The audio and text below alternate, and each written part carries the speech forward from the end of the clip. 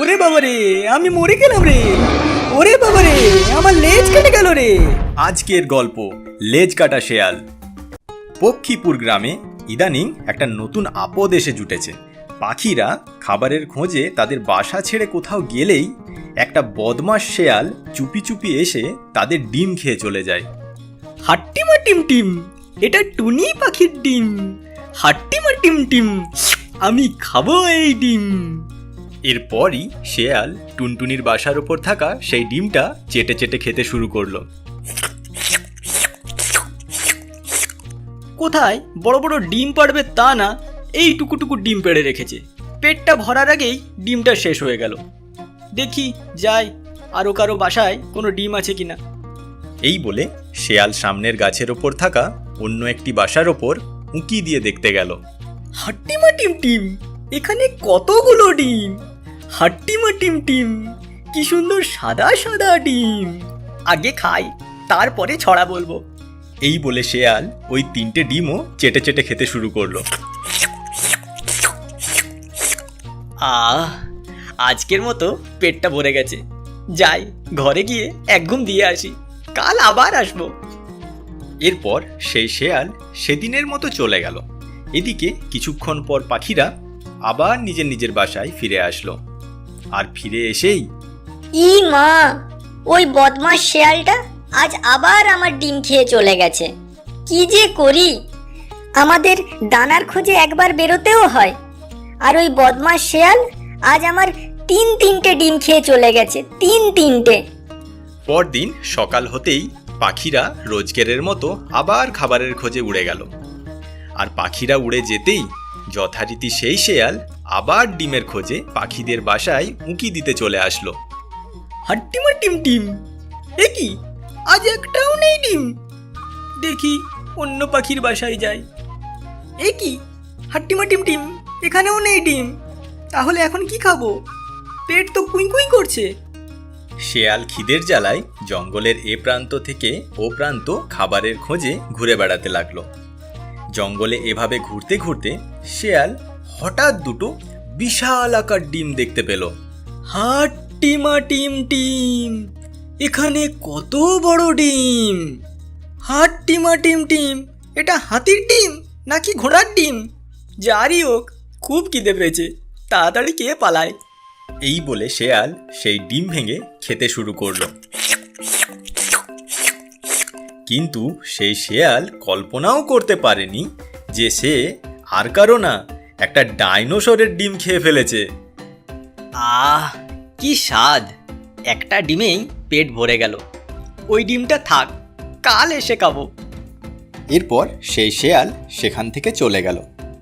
এদিকে কিছুক্ষণ পর সেই ডাইনোসর ফিরে এলো। আর সে যখন এসে পরে দেখলো যে কেউ তার একটা ডিম খেয়ে ফেলেছে।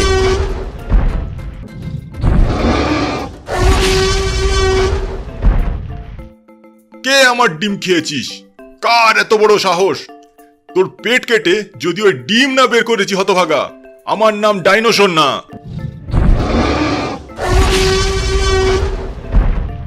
এরপর সেই ডাইনোসর পাগলের মতো খুঁজে বেড়াতে লাগলো যে কে তার ডিম খেয়েছে। খুঁজতে খুঁজতে তার সাথে হঠাৎ টুনির দেখা হয়ে গেল। এই টুনি, আমার ডিম কে খেয়েছে জানিস? না গো, আমি জানি না।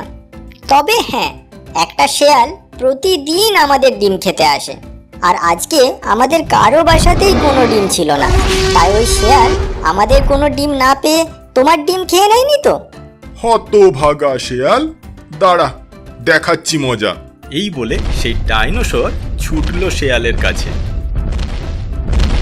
এই বেটা শেয়াল, আমার ডিম কে খেয়েছে তুই কি জানিস? ওরে বাবারে, এটা কে রে?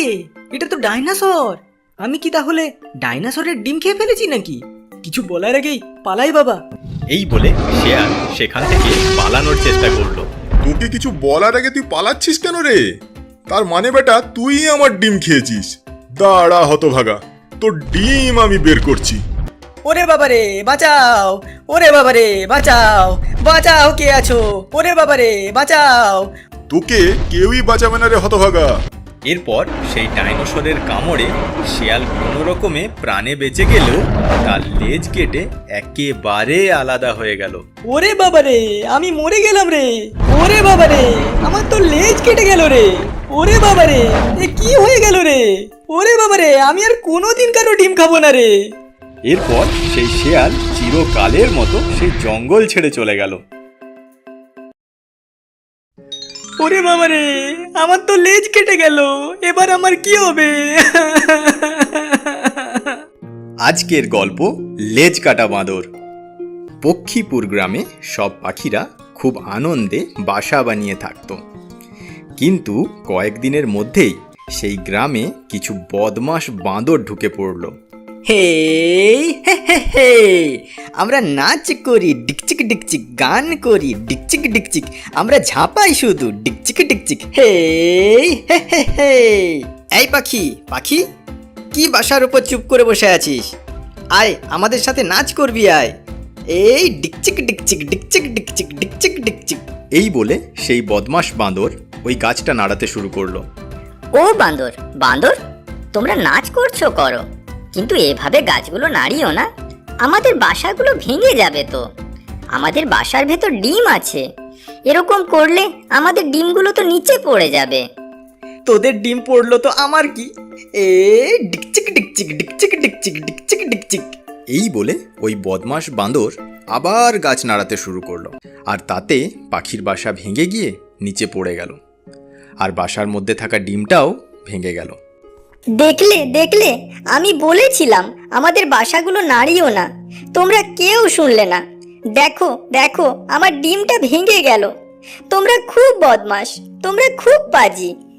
তোদের ডিম ভাঙলো তো আমার কি? কাল আবার আসবো, আবার নাচ করতে আসবো। এই ডিকচিক ডিকচিক ডিকচিক ডিকচিক ডিকচিক ডিকচিক। এই ডিকচিক ডিকচিক ডিকচিক ডিকচিক ডিকচিক ডিকচিক। দিনের পর দিন বাঁদরের এরকম অত্যাচারে পাখিরা খুব অতিষ্ঠ হয়ে উঠেছিল। প্রতিদিন এই বাঁদরগুলোর অত্যাচারে এখানে থাকাই মুশকিল হয়ে গেছে, কিন্তু নতুন করে আর কোথায় বা যাব? এভাবেই ওই গ্রামে পাখিদের দিন কাটতে থাকে। এরকমই একদিন সন্ধেবেলায় টুনিও তার বাসায় দুটো ডিম পাড়ল, কিন্তু ডিম পাড়ার কিছুক্ষণের মধ্যেই তার মাথায় একটি চিন্তা ঢুকে গেল। কাল তো ওই বাঁদরগুলো এসে আবার অত্যাচার করবে, আমাকে কিছু একটা করতেই হবে। টুনি সারা রাত ভাবতে থাকলো তার এই ডিমগুলোকে কিভাবে ওই বাঁদরদের হাত থেকে বাঁচানো যায়। পরদিন ভোর হতে না হতেই টুনি পাশের একটা গ্রামের দিকে উড়ে গেল। গ্রামের উপর দিয়ে উড়ে যাবার সময় হঠাৎ টুনির নজর রাস্তার উপর পড়ে থাকা একটা বড় কাঁচির উপর পড়ল। টুনি তৎক্ষণাৎ সেই কাঁচি মুখে তুলে তার বাসায় নিয়ে আসলো, আর সেই কাঁচিকে খুব বুদ্ধি করে তার বাসার উপরে ঝুলিয়ে রাখলো। এদিকে একটু বেলা হতে না হতেই রোজগারের মতো সেই বাঁদরের দল আবার পক্ষীপুর গ্রামে ঢুকে পড়ল। হে হে হে হে, আমরা আবার এসে গেছি। এই ডিকচিক ডিকচিক ডিকচিক ডিকচিক ডিকচিক ডিকচিক। এই ডিকচিক ডিকচিক ডিকচিক ডিকচিক ডিকচিক ডিকচিক। এরপরই বাঁদররা প্রতিদিনের মতো আবার উৎপাত শুরু করে দিল। এই পাখি, তুই বাসায় লুকিয়ে আছিস কেন? আয় বাইরে বেরিয়ে আয়।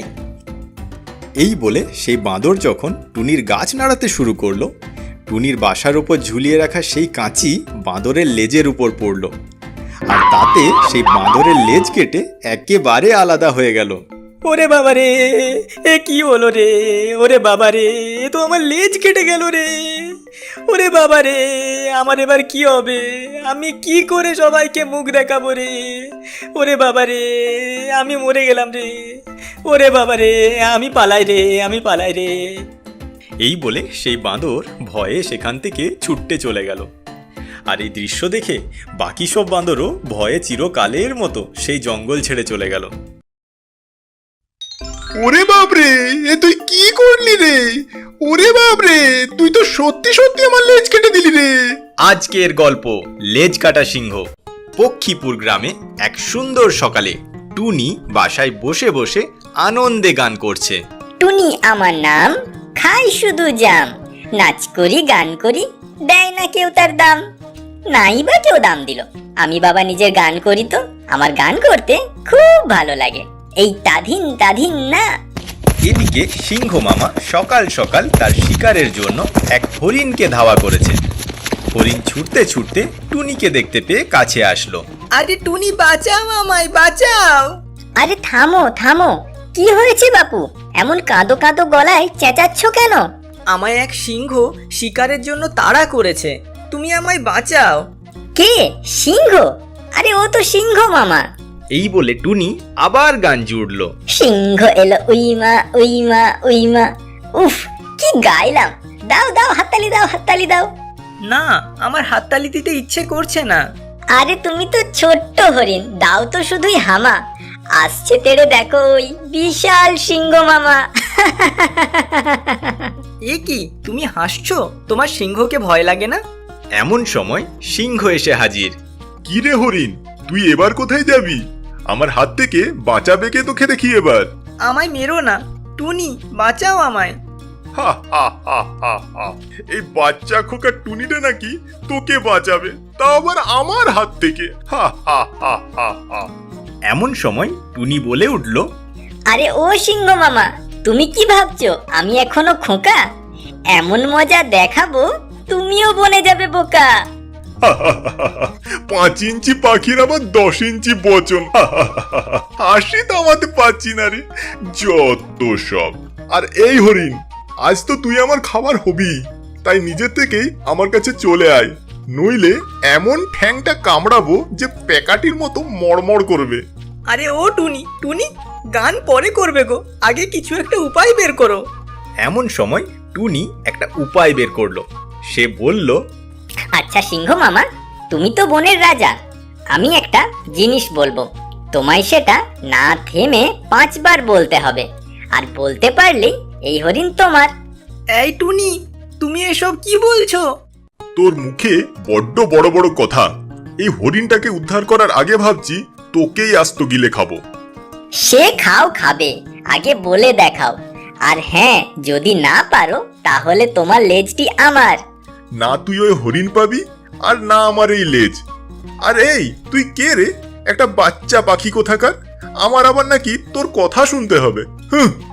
এই শুনে টুনি তার বাসা থেকে একটা ইঞ্জেকশন বের করলো। উত্তর দাও, নইলে এটা ফুঁড়ে দেব। আরে এ তো ইঞ্জেকশন, আমার একে খুব ভয় লাগে। না না না না না না না না, তুই কি বলছিস বল বাবা। আসলে তো সোজা রাস্তায়। আচ্ছা বলো এবার আমি যা বলছি। পাখি পাকা পেঁপে খায়।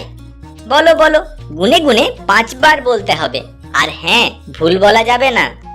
এটা শুনে সিংহ ভয়ে ওটাই বলতে শুরু করলো। পাখি পাকা পেঁপে খায়। তাড়াতাড়ি বলো। পাখি পাকা পেঁপে খায়। পাখি পাকা পেঁপে খায়। পাখি পাকা পেঁপে খায়। পাখি পাপা কেটে খায়। আরে ব্যাস, গেছে গেছে গেছে গেছে, পাপা কেটে খাই বলেছে। হয়েছে রে হয়েছে, সিংহ মামা ফেসেছে। আজকে তো তোমার লেজ আমি কেটেই ছাড়বো। আরে বাপরে, না না না না না না না না, ছেড়ে দে রে আমায়। এরপরই টুনি একটা কাঁচি দিয়ে সিংহর লেজ কেটে দিল, আর সিংহ ভয়ে আর যন্ত্রণায় চিৎকার করতে লাগলো। ওরে বাপরে টুনিয়ে, তুই কি করলি রে? আমি হলাম বনের রাজা, আর তুই কিনা আমার লেজ কেটে দিলি।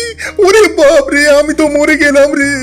ওরে বাপরে, আমি কি করে জঙ্গলে সবাইকে মুখ দেখাবো রে? ওরে বাপরে, আমাকে কেউ বাঁচা রে, কেউ বাঁচা রে। ওরে বাপরে।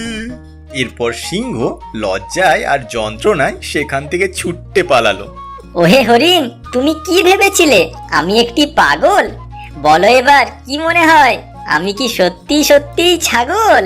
না গো না, তোমাকে অনেক অনেক ধন্যবাদ আমাকে বাঁচানোর জন্য। আজকের মতো আসি বন্ধুরা, আবার পরের গল্পে দেখা হবে।